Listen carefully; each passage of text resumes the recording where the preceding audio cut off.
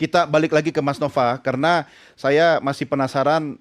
Data Anda masih ada ya, Mas? Coba bantu saya lagi. Sepertinya masih ada 2 halaman yang perlu kita publish kepada masyarakat. Dan saya juga ingin bertanya, Mas Nova, kira-kira isu ini trennya ke depan menurut pengamatan Anda akan berlangsung selama berapa lama, berjilid-jilid, berseri-seri, atau bahkan bergenerasi?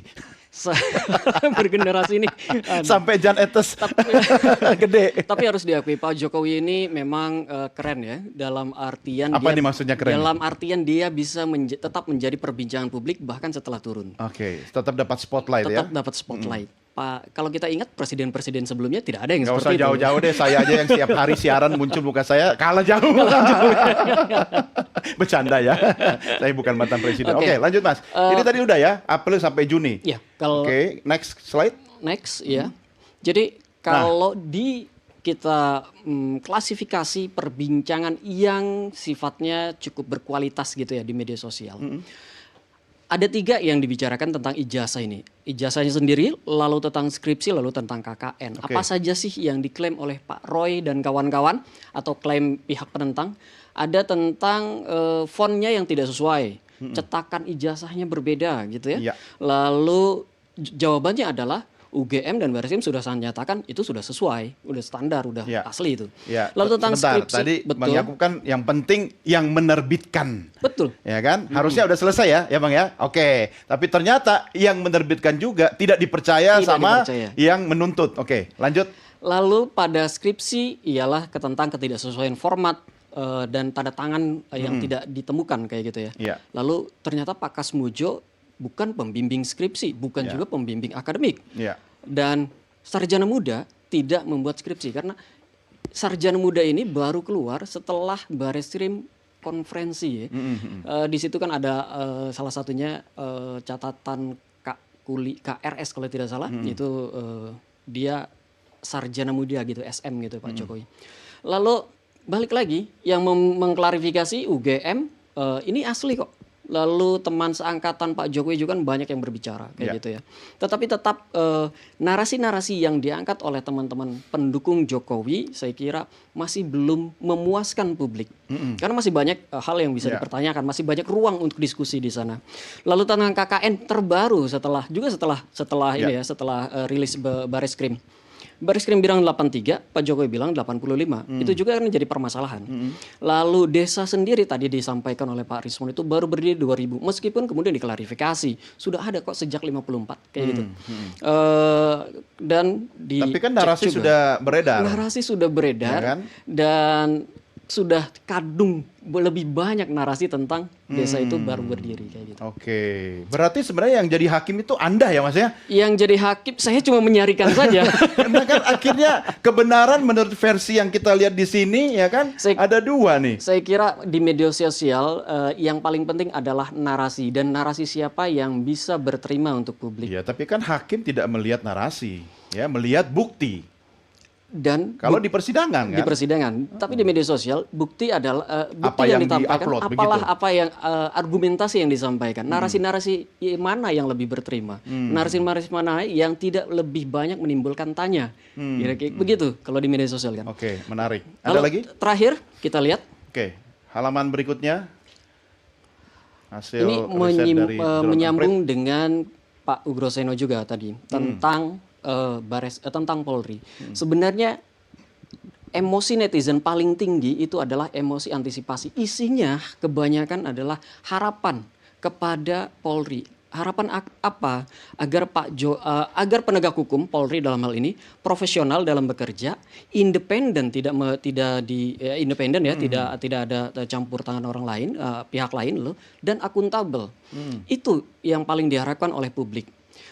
Tentu saja publik bermacam-macam di media sosial itu. Ada yang juga tetap Pak Jokowi ini semua masalah akan selesai kalau Pak Jokowi menunjukkan ijazah. Meskipun dijawab kalau ditunjukkan memang sudah pasti akan selesai. Tetapi setidaknya kalau ditunjukkan isu ini tidak akan berlarut-larut saya kira. Karena datanya kan sudah cukup kayak gitu. Lalu juga tentu saja harapan agar tidak ada kriminalisasi. Seperti ini menyangkut sebelum-sebelumnya tentang Pak Tri dan sebagainya kayak gitu ya. Tidak ada kriminalisasi seperti itu. Lalu yang kedua, percaya, emosi yang paling tinggi itu adalah tentang percaya. Percaya jika ijazah Pak Jokowi palsu, juga percaya kalau orang-orang yang pertanyakan ijazah Jokowi berasal dari kelompok tertentu, punya kepentingan tertentu. Kayak gitu. Tapi ini agak kontradiktif ya. Satu, percaya ijazah palsu. Tapi kalau misalnya orang itu percaya, dia harusnya nggak penting dong soal yang kedua ini. Betul. Ya kan? Ini disampaikan oleh dua kelompok yang Dua berbeda. kelompok berbeda. Yang berbeda. Tapi soal besar kecilnya bisa dicek nggak? Sayang sekali saya tidak tampilkan belum di masuk sini. ke situ ya. Iya, tidak percaya orang yang pertanyakan ijazah Jokowi itu berasal dari kelompok yang punya motif. Iya. Anda melihat dari perbincangan di media sosial, motif apa yang paling menonjol? Aspek hukumnya atau politiknya? Ini pendapat netizen atau pendapat netizen ya? Anda juga boleh, kan Anda ahli diundang di sini. Tenang, ini bukan sidang ya. Netizen percaya bahwa isu ini tidak bisa dilepaskan dari dari sisi politiknya. Jokowi tokoh yang berpengaruh 10 tahun terakhir. Jokowi juga sangat berpengaruh di berbagai institusi, itu yang membuat publik ragu apakah bisa dipercaya. Kemarin Barreskrim menyatakan seperti itu. UGM juga menjadi diragukan kali ini. 10 tahun publik melihat Jokowi sangat berkuasa dan bisa melakukan banyak hal. Itu pertama. Lalu yang kedua, publik juga melihat selain tokohnya, isunya juga, loh kalau memang apa yang disampaikan oleh Roy dan teman-teman ini benar, 10 tahun kita ngapain gitu. 10 tahun selama ini kita dibohongi oleh Jokowi. Nah, narasi-narasi seperti itu yang paling tinggi kan di media sosial. Itu pendapat netizen. Itu pendapat. Jadi politik dan saya tegaskan, pendapat netizen atau pendapat Anda? Saya menyarikan. Anda tidak ingin saya laporkan ya? Oke, silakan kembali Mas Tafa. Anggap sebagai sebuah kebenaran. Saya ingat dulu waktu belajar ilmu komunikasi politik itu kata-kata Hitler kan, kata yang dilakukan Hitler, bahwa kebohongan sekalipun ketika dilakukan dengan penuh keyakinan disampaikan berulang-ulang, lama-lama dianggap sebagai sebuah kebenaran. Apa Mas Tafa yang Anda lihat dalam kasus ini? Pertama, narasi tentang ijazah Pak Jokowi palsu itu memang lebih kuat daripada pembandingnya, narasi pembandingnya. Dan kalau kita ingat, kalau kita belajar dari perbincangan di media sosial, ada pernah terjadi narasi yang terus-terus diulang di media sosial, akhirnya diterima oleh publik sebagai sebuah kebenaran. Adalah narasi tentang KPK dan Taliban. Pada saat itu ketika ada upaya untuk mengubah undang-undang KPK, dinarasikan KPK diisi oleh Taliban. Meskipun publik yang kritis, banyak juga yang menyampaikan ini nggak mungkin, apa hubungannya KPK dengan Taliban. Tetapi itu yang diyakini orang. Tetapi dengan pengulangan masif dan terstruktur, saya kira karena itu terjadi di berbagai kanal dan dalam jangka waktu yang sangat panjang, narasi itu diterima menjadi kebenaran, akhirnya kan undang-undang KPK berhasil diubah.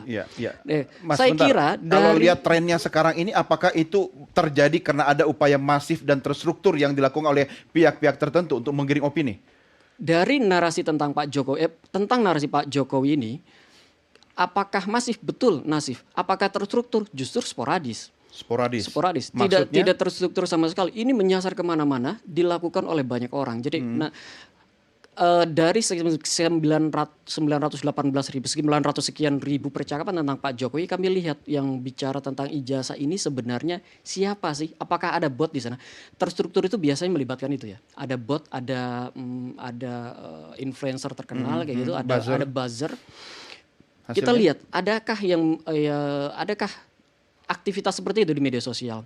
Ternyata temuan kami ada sekitar 8 hingga 11%. Ini beda-beda nih, pada periode tertentu 8%, pada periode tertentu 11% gitu. Jadi angkanya antara 8 sampai 11% dilakukan oleh akun-akun yang terindikasi bot, tidak organik kayak gitu. Angka 8 sampai 10% itu besar nggak menurut Anda? Kalau ngelihat volumenya memang cukup besar. Volume atau frekuensi? Volume percakapannya memang cukup besar. Akunnya 8 sampai 10% itu juga cukup banyak.